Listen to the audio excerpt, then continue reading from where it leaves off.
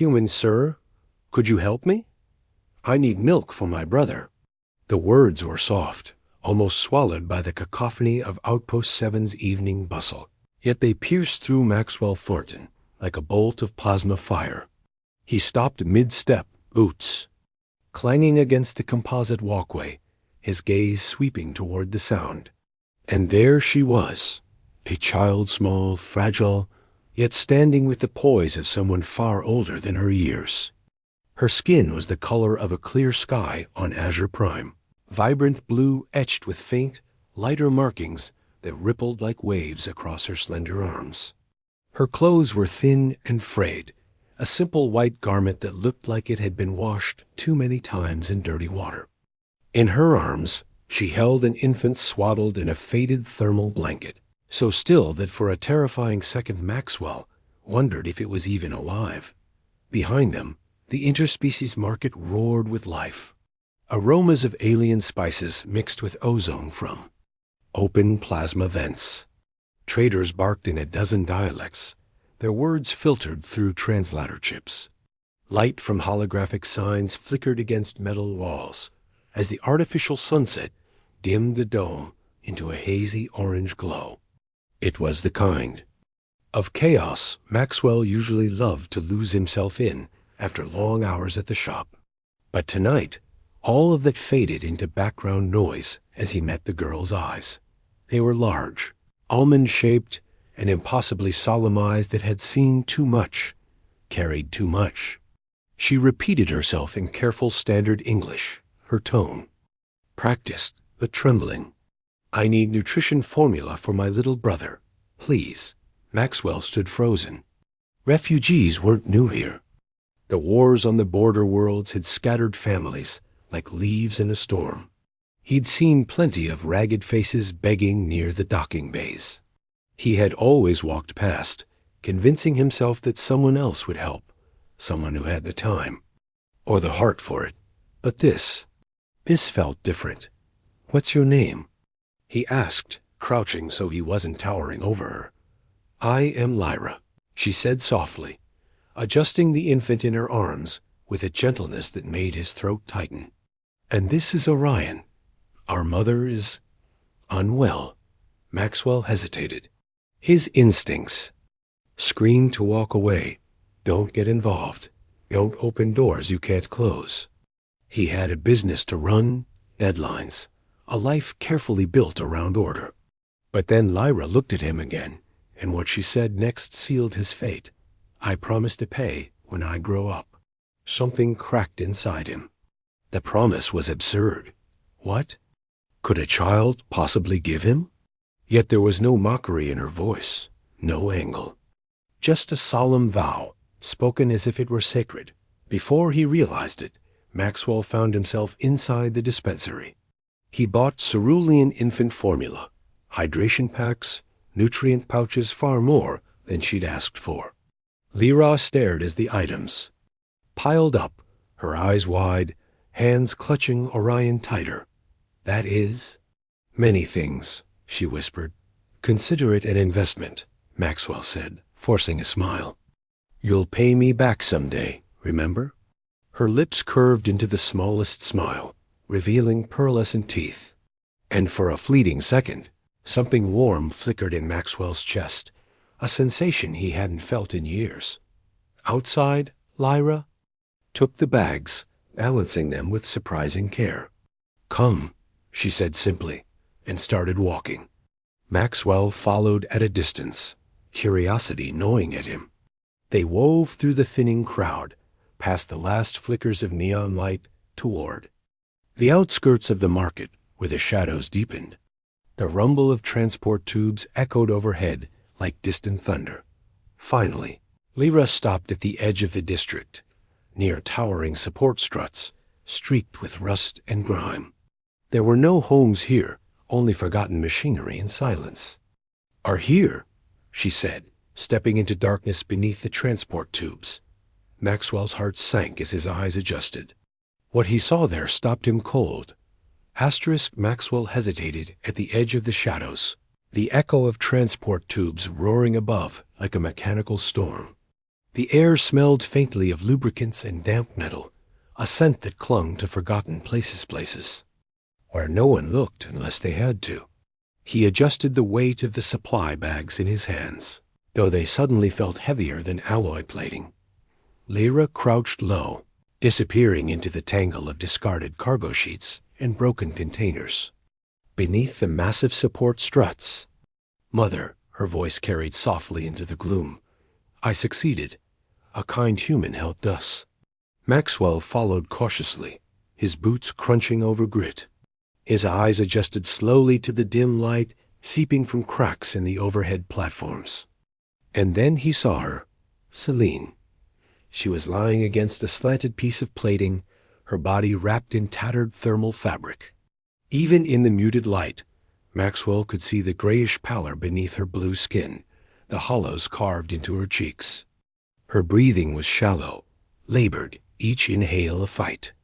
The infant Orion was still in Lyra's arms, fussing weakly, emitting small, plaintive sounds that twisted something inside Maxwell's chest. Celine's eyes flicked open at the sound of his approach. Large, liquid, and sharp, despite her frailty. They pinned him with suspicion. Slowly, she pushed herself upright, her movements sluggish but deliberate. "Who is this?" she rasped, her voice filtered through a cracked translator device clipped to her collar. The device warbled faintly before spitting out the words in flat standard. "The human," Lyra said brightly, kneeling beside her mother. She began pulling the purchased items from the bags, her fingers trembling with excitement. He brought food and formula for Orion. Celine's gaze narrowed. "How?" "I asked," Lyra replied with quiet pride. "I promised to pay when I grow up." Maxwell crouched, setting the remaining bags within reach. "She was very convincing," he said, keeping his tone light, though something about the way Celine stared at him made the air feel heavy. "You bought these?" The translator garbled the words, but the hostility in her voice came through clearly. "Yes," Maxwell said. "Why?" The question snapped out like a blade drawn from a sheath. Maxwell hesitated. There was no way to package the truth into something. "Simple. Because I saw a child asking for help, and I couldn't look away. Because I've spent years drowning in my own emptiness, and for one fleeting moment, I felt useful, alive. Because it seemed like the right thing to do," he said instead. "Nothing is free in human colonies." Celine coughed, a harsh, metallic sound, clutching the blanket tighter around herself. "What do you want in exchange?" Maxwell shook his head. "Nothing. I just wanted to help." A sound escaped Celine, then a bitter, humorless laugh warped by static through the translator. "Humans like you always want something. Credits, bodies, obedience." Her words stung more than he expected. He opened his mouth, then closed it. How could he argue? She wasn't wrong about the world they lived in. "I'm not like those humans," he said quietly, meeting her gaze. Silence stretched between them, taut as a live wire. Finally, Celine looked away, focusing on Orion as Lyra prepared the formula with clumsy but careful hands. The child made a soft cooing sound as the first drops touched his lips, and for the first time, relief washed across Celine's sharp features. Maxwell lingered there longer than he intended, watching them. A family hidden under steel bones, surviving. On scraps. Their love for each other was tangible, glowing even in the shadows. It was something Maxwell realized he had never truly known. Eventually, he rose. "I should go," he said. Neither Celine nor Lyra responded. The mother was whispering something in her own language, stroking Lyra's hair as Orion drank greedily from the improvised bottle. Maxwell walked back into the light of the commercial district, the hum of the colony wrapping around him again. His feet moved on autopilot toward his pod, but his mind stayed under the transport tubes. That night, he couldn't sleep. He lay in his perfectly climate-controlled pod, staring at the ceiling, haunted by the image of Lyra's solemn eyes, and Celine's brittle suspicion. And beneath it all, a question gnawed at him like rust eating through metal. Why did it matter so much? By morning, he had his answer, though he couldn't explain it, not even to himself. Maxwell didn't go straight to his workshop that day. Instead, he took a detour through the interspecies market. When the vendors called out, he didn't bargain or grumble, as he usually did. He simply bought what he thought they'd need: more formula, hydration packs, cerulean-compatible nutrient meals, even a few packets of antiseptic wipes and medicine for respiratory infections. The trader eyed him curiously. Charity work. Thornton? Something like that, Maxwell muttered, sliding his credship across the counter. By the time he left the market, his arms were full again. And this time, he didn't hesitate to head back toward the shadows beneath the transport tubes. He told himself it was just one more visit, just enough to make sure they survived another week. But deep down, Maxwell knew this wasn't the end. It was the beginning. Asterisk. Nothing is free in human colonies. The words dropped like shards of ice between them, the translator giving Celine's voice a clipped, metallic edge. She sat upright now, her gaunt frame cloaked in the patched thermal wrap, holding Orion. Close, her eyes large, luminous, and full of defiance never left Maxwell's face. Maxwell set the supply bags down slowly, careful not to make any sudden moves. His arms ached from the weight of the packages, but that was nothing compared to the weight of her stare. "I didn't come here for payment," he said evenly. "Then why?" Her voice cracked as she coughed, the sound harsh and wet. The translator sputtered, but the bitterness in her tone bled through every syllable.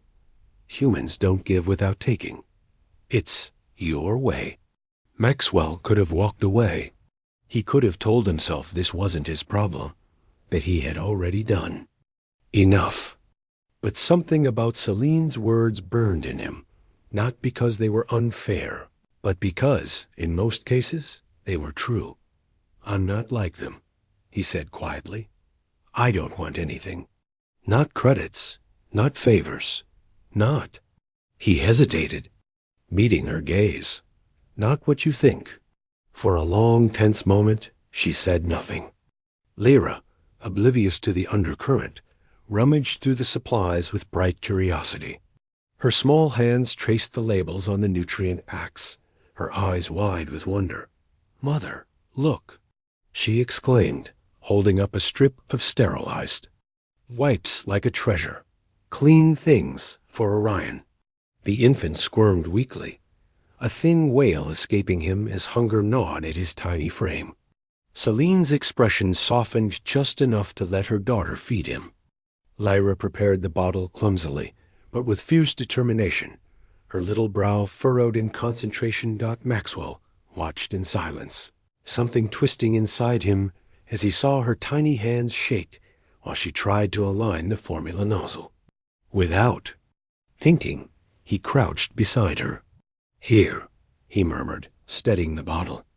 Their fingers brushed briefly, hers cool and delicate against his calloused hand, and for some reason, that simple contact felt heavier than any handshake he'd ever had in his life. "Thank you," Lyra whispered, her voice barely audible, over the infant's desperate sucking once the bottle reached his mouth.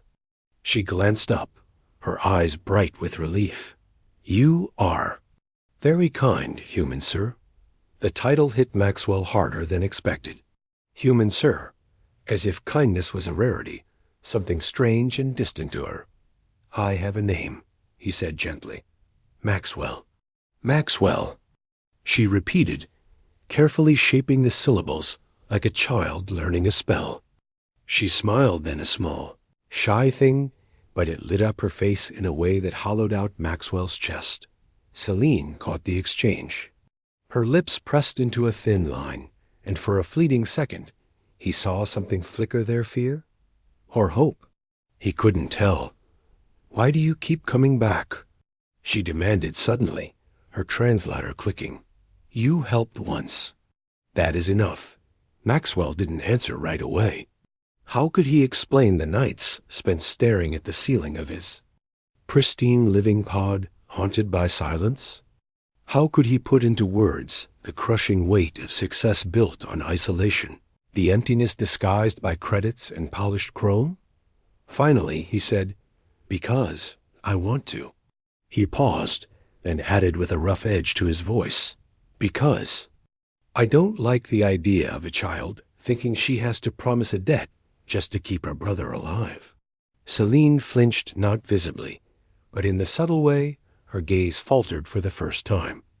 Lyra, oblivious to the tension, reached for one of the small toys Maxwell had tucked into the bag, a spinning hollow orb that shimmered with starlight projections. When activated, she gasped, delighted, as miniature constellations bloomed against the steel beams overhead. "Look, Mother!" The stars! Maxwell swallowed hard. He hadn't expected it to matter so much, that tiny sphere casting light into the dark. But the wonder on Lyra's face made something ache deep in his chest. "You don't have to trust me," he said softly, eyes on Celine. "But let me help, just until you're strong again." Silence stretched. The only sounds were Orion's quiet feeding and the faint hum of transport tubes far above. Finally, Celine spoke, her voice low and wary. "If you harm us, if you take what is not freely given, we will disappear. Do you understand?" Maxwell nodded, the words catching in his throat. "I would never hurt you." And for the first time, Celine didn't argue. When Maxwell left that night, the image stayed burned into his mind. Lyra lying under a blanket, clutching the glowing hollow orb like a piece of heaven, whispering to her brother about constellations she'd never seen. He told himself this was temporary, just until they could survive without scavenging. But as he walked back through the neon-lit market toward his silent, sterile pod, Maxwell knew he was lying to himself. Something had begun tonight, a thread he couldn't untangle, a pull he couldn't resist. Tomorrow, he would come back. Maxwell's hands moved automatically, guiding the plasma welder along the skimmer's cracked fuselage. Sparks cascaded like molten rain, briefly illuminating his tired face in the dim glow of the workshop. Outpost 7 was sliding into simulated night, the artificial dome overhead casting a soft indigo across the colony. But Maxwell had long stopped noticing day or night. He worked until his muscles screamed, until his thoughts dulled, until there was nothing but the hiss of tools and the smell of scorched metal. Today, though, his body was louder than his mind. A pressure had been building in his chest since morning, a tight, coiled ache that no amount of grit or stubbornness could weld shut. He told himself it was fatigue, maybe dehydration. He'd grab a hydration pack later, after finishing this job. Clients hated delays. The ache sharpened without warning, like a blade plunging between his ribs. Maxwell gasped, dropping the welder. It clattered across the floor, sparks spitting dangerously close to his boots.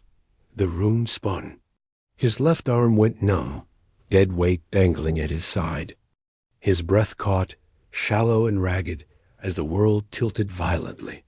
"No," he rasped, fumbling for the console. His fingers slammed the emergency alert just before his legs buckled. Cold metal met his cheek as darkness swallowed him whole. When Maxwell woke, sterile white light seared his vision. The steady beep of monitors pulsed in his ears, grounding him in the strange, detached quiet of the colony's medical facility. He turned his head, or tried to, and felt tubes trailing from his arm. A pale reflection stared back from the walls. Polished panel, drawn cheeks, graying stubble, the faint shadow of mortality etched in lines he'd ignored for too long. The door whispered open. A medic entered, brisk and clinical. "Mr. Thornton," she said, checking his vitals. "Mild cardiac episode. You're lucky you triggered the alert in time." Maxwell stared, his throat dry. "How?" "Bad? Stress? Poor nutrition? overwork. She recited it like a checklist. You've been running on fumes for years. You need rest, a balanced diet, and she glanced at the chart, a less solitary life. The words stung more than he expected. Solitary life. As if his existence could be summarized in 2 sterile words. She left him with a nutrient, drip, and a warning. You ignore this, next time will be worse. Maxwell lay back, staring at the ceiling, the hum of filtration systems filling the silence. His thoughts drifted to shadows under transport tubes, to a child's solemn promise, I will pay when I grow up. He wondered if they were safe tonight, if Orion had eaten, if Lyra still clutched that hollow orb like a fragment of a dream. Sound broke his thoughts, the door sliding open again. Maxwell turned his head and froze. Lyra stood in the doorway, clutching a crumpled piece of flex paper in one small hand. Her azure skin looked almost luminous against the sterile white walls. Behind her, Selene entered slowly. Orion nestled against her chest, wrapped in a cleaner blanket than before. The infant blinked sleepily, a tiny fist curling in his mother's hair. Maxwell's heart lurched, not from illness this time, but from something far deeper. Lyra's lower lip trembled as she crossed the room in quick, uneven steps. She thrust the paper toward him. We saw your image, she whispered. The translator at Selene's collar clicked faintly as she added, it was on the news feed. Local bulletins. Business owners collapsing. Her tone was sharp, but there was something underneath it, a note Maxwell had never heard before. Fear, I thought. Lyra's voice cracked as she crawled onto the edge of his bed, small fingers gripping his blanket like an anchor. I thought you had left, like my father did. Her words spilled in a whisper that gutted him.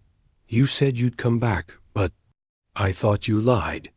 Maxwell swallowed hard, fighting the tightness in his throat. I didn't lie, he said, his voice rough. I just broke down a little. Lyra's eyes shimmered with tears. Don't do that again, she said fiercely, as if sheer will could command his heart to keep beating. Behind her, Selene stood rigid, watching him with an expression Maxwell couldn't decode. Anger, relief, suspicion, all tangled in those luminous eyes. Slowly, she stepped forward and placed Orion on the bed beside him. The infant cooed softly, reaching for Maxwell's hand with startling trust. Something shifted in that moment, a tether pulling tight between them. A family of strangers, bound not by blood, but by choices no one else had made. Maxwell felt warmth. Bloom where loneliness had hollowed him out for years. For the first time, the sterile white of the room didn't feel empty. It felt alive with the sound of Lyra's breathing, with the soft weight of a child's hand curling around his finger. Guess I'm going to have to take better care of myself, he murmured, managing a wry smile. Lyra sniffled and nodded, her grip unyielding. Selene said nothing, but when Maxwell met her gaze, something in it had softened a crack in the wall she'd built. She pulled a chair closer and sat, folding her arms like she wasn't staying long. But she stayed. They all stayed. For the next hour, silence settled into something almost peaceful. Lyra drew little shapes on the blanket, with her finger humming a tune Maxwell didn't recognize. Selene arranged small, hardy plants in makeshift containers by the window, a splash of life against sterile steel. Orion slept between them, his tiny breaths syncing with the monitor's rhythm.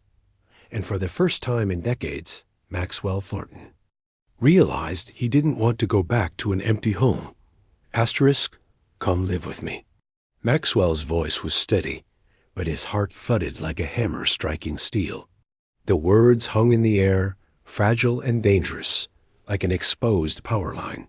Selene froze where she stood by the viewport, the faint glow of the colony dome's artificial sunset washing over her angular features. Her arms tightened instinctively around Orion, who stirred in his wrap and let out a soft whimper.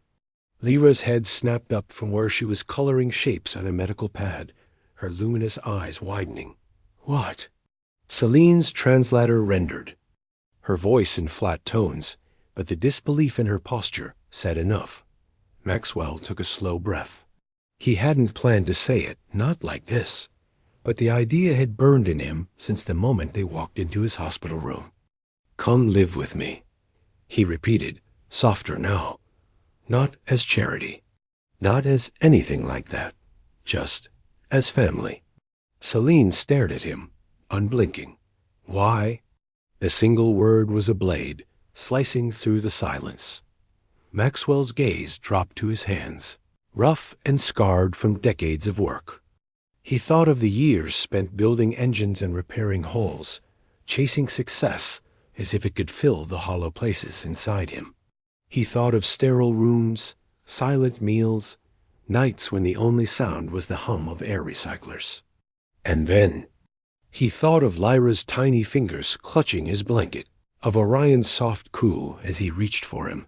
Because, Maxwell said finally, lifting his eyes to hers, I'm tired of living in a house that feels like a tomb. And because I don't want you hiding under transport tubes anymore. Lyra slid off the chair and crossed the room in a quick rush, her bare feet whispering against the polished floor. She grabbed Maxwell's hand with both of hers, her eyes shining. Can we, Mother? Please? Her voice was trembling, not with fear, but with something that sounded like hope. Celine's jaw tightened. You think it is simple? You think you can just take us in like stray animals? No, Maxwell said softly. I know it's not simple. I know it'll be messy and hard and different. But it has to be better than where you are now. Celine's gaze flicked to Lyra, then down to Orion, who had begun fussing again. For a long moment, the only sound was the faint hum of the med unit. Then, slowly, she spoke. And if it does not work? If you grow tired of us? Then we find another way, Maxwell said, his voice low but firm. But I promise you this, I will never throw you out. I will never hurt you. Ever. Something shifted in Celine's expression, just a flicker, a hairline crack in the wall she had built around herself. She didn't answer right away, but when she finally did, her voice was quiet, almost weary. Very well, but if you harm us, human, we will leave. We will vanish. Maxwell's chest loosened with a breath he didn't realize he'd been holding. You won't have to. The first week in Maxwell's living pod felt like stepping into a different world. For years, his home had been pristine, polished, a showpiece for a man who owned everything except meaning. Now, chaos bloomed in every corner, and it felt alive. Celine moved through the kitchen unit with quiet grace, preparing cerulean morning meals that filled the air with sweet alien spices. The flavors startled Maxwell, at first tangy, floral, with a heat that lingered, but soon he found himself craving them more than the bland nutrient bars he'd lived on for years. Lyra explored every inch of the pod like an adventurer mapping uncharted land. She claimed a corner of the main room for her projects, building strange little sculptures from discarded circuit parts Maxwell brought from the shop. Orion, finally warm and fed, gurgled happily as he crawled across the polished floors, his tiny blue hands leaving smudges. Maxwell didn't bother cleaning anymore. One evening, Maxwell returned from work earlier than usual, something his employees had noticed and whispered about, and found Lyra perched on the viewport ledge, staring at the simulated sunset. Her legs dangled above the glowing city grid, her fingers tracing invisible constellations on the glass. Starlight, he said, using the nickname that had slipped out one day and never left. What are you thinking about? Lyra turned her, eyes reflecting the fading light. Before, she said softly, I used to dream I had a father. And now, she hesitated, biting her lip. Now I think I do. The words hit Maxwell like a gravity surge, stealing his breath. He knelt. Beside her, his throat tight. "Would you like that? For me to be your father?" "Very much," she whispered, her voice so small it nearly broke him. Behind them, Celine stood in the doorway, her arms folded, her face unreadable. But when Maxwell looked up, searching for anger or resistance, he found neither. Only something softer, something almost like acceptance. Maxwell didn't know it then, but in that moment, the shape of his life changed forever. I want to make this official. Maxwell's voice carried across the room like a low hum beneath the colony dome's simulated twilight. Celine looked up from the culinary unit, where she was arranging delicate strips of pale cerulean fruit. The glow from the viewport painted her azure skin in molten gold, making her eyes gleam like twin orbs of starlight. "What do you mean?" The translator gave her voice its usual clipped tone, but something in the way her crest of pale markings flickered betrayed her unease. Maxwell stepped closer, his boots soft against the polished floor. "I want to adopt Lyra and Orion. Make it legal under colony law. And—" He hesitated, his pulse drumming like the rhythmic thrum of a starship's engine. "I want to formalize our union. Yours and mine." Silence filled the living pod, thick and weighty, broken only by the faint coos of Orion in the corner and the soft hum of environmental systems.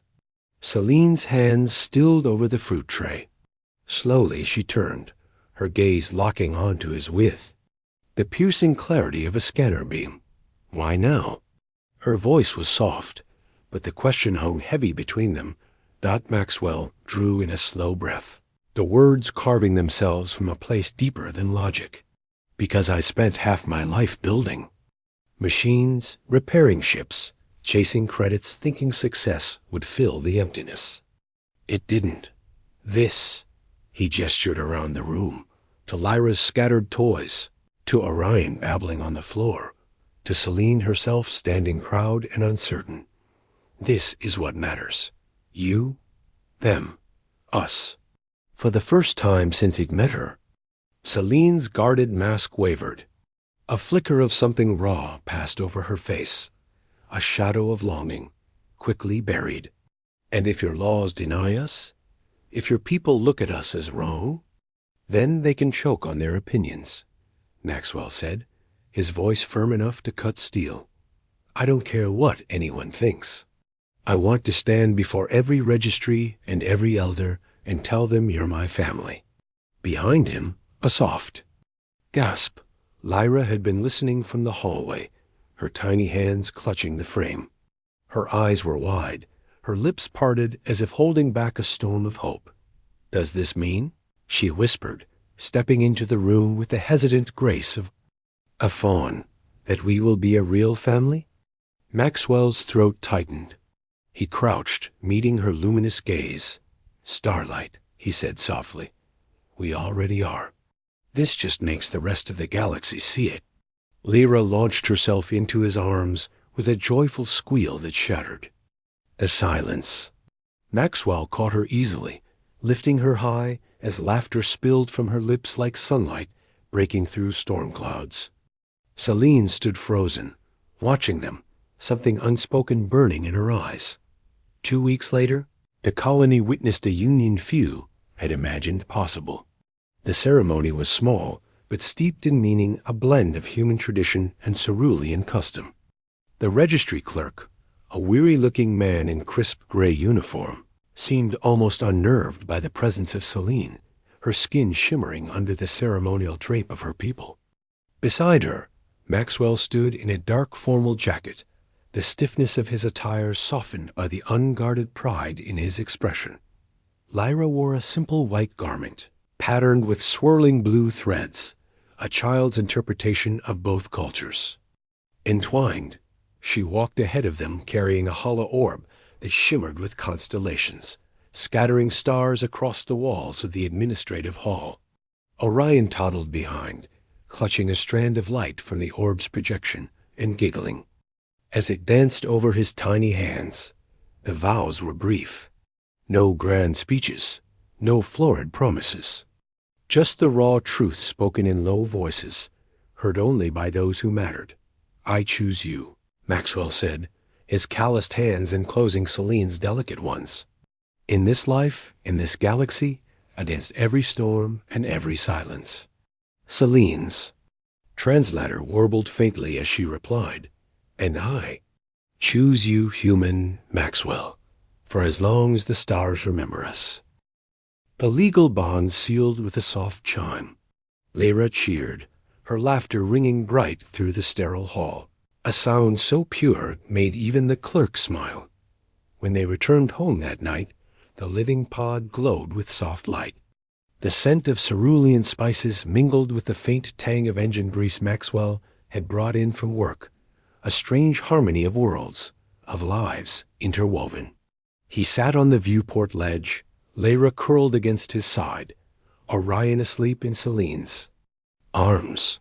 For the first time in decades, Maxwell felt something bloom inside him, a weightless warmth where emptiness had once lived. They were no longer fragments surviving in shadows. They were something whole, something beautiful. And as the artificial night wrapped around Outpost 7, Maxwell knew this truth with a certainty deeper than the void. He would spend the rest of his days proving that promise true. Asterisk, do you remember when I said I'd pay you back when I grow up? The question came softly, like starlight slipping through shadows. Maxwell paused in the doorway of the living pod, one boot still on the threshold.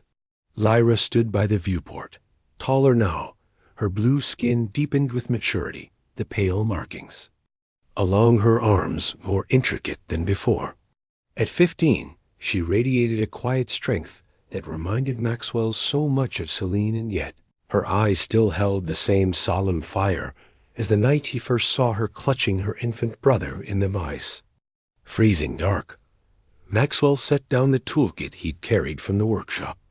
"I remember," he said, his voice warm, threaded with memory. "You said it like a promise." Lyra nodded, her crest faintly glowing under the simulated dusk of the dome. "I've decided how I'll pay you back." Maxwell raised a brow. "Oh? And how's that?" "I'm going to help children," Lyra said simply, her voice steady. "On every world I can. The ones who are cold and hungry and scared like we were. I'll be someone who finds them before they lose hope." For a long heartbeat, Maxwell couldn't speak. His chest tightened, not with the ache of his old weakness, but with something far heavier and infinitely lighter all at once. He crossed the room in 2 strides and cupped her delicate face in his weathered hands. "Starlight," he murmured, his voice thick, "that would be the greatest payment anyone could ever give." Her lips curved into a small, fierce smile, the same smile that had cracked his loneliness all those years ago. Behind them, the pod thrummed with life. Orion, now 7, darted through the main room chasing a holodrome, his laughter a bright thread weaving through the hum of air recyclers. Celine sat on the couch, serene and luminous, one hand resting on the gentle curve of her belly, the miracle swelling their proof that 2 worlds could share not just vows, but blood. Maxwell let the sight wash over him. Toys scattered across the floor, drawings pinned to walls, the faint scent of cerulean spices mingling with machine oil.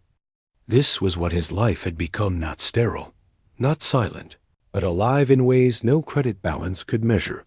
Later that evening, when the others were asleep, Maxwell slipped into his private workroom. The glow from the console bathed his face. As he keyed in the final authorization, a soft chime confirmed the purchase. Item: Educational Class Exploration Vessel Specifications. Compact interstellar craft, dual species adaptive systems, AI-assisted navigation. Delivery: Secured hangar, Outpost 7. Intended recipient: Lyra Thornton. Delivery date: 16th birthday. A small smile tugged at Maxwell's lips. He pictured her eyes lighting up the first time she touched a ship built for her dreams, a vessel to carry her across the stars she'd only seen in holograms. The console blinked, prompting for an authorization code. Maxwell hesitated, then typed slowly, deliberately, each letter heavy with memory. "Promise to pay when I grow up." The system chimed. Acceptance. Purchase confirmed. Somewhere in the colony's database, a record was created for a ship that would one day carry a cerulean girl into the cosmos, not as a refugee, but as a pioneer, a beacon for those who needed hope. Maxwell leaned back, the glow of the screen washing over his face as the night stretched quiet around him. In his pocket, worn and creased, lay Lyra's first drawing, 4 figures holding hands under a crude sketch of stars. Above them, in blocky childlike letters, the words, "My family." He touched the paper, a small smile breaking across his rugged features. Credits could build ships, repair engines, buy every luxury in a galaxy of excess, of love, trust, and belonging. Those were currencies no system could calculate. And as Maxwell rose and moved to the doorway, pausing to look at the 3 lives that had rewritten his own, he whispered words no one heard, but the walls that once knew only silence. Debt paid. Starlight, and then some. Outside, the transport tubes rumbled faintly in the distance, the same steel veins beneath which everything had begun. Now, that shadowed corner was empty, its ghosts replaced by the laughter echoing softly through a home that finally felt whole. Because in a universe where loneliness could break the strongest heart, one promise from a child had forged something greater than all the stars. A family. The end.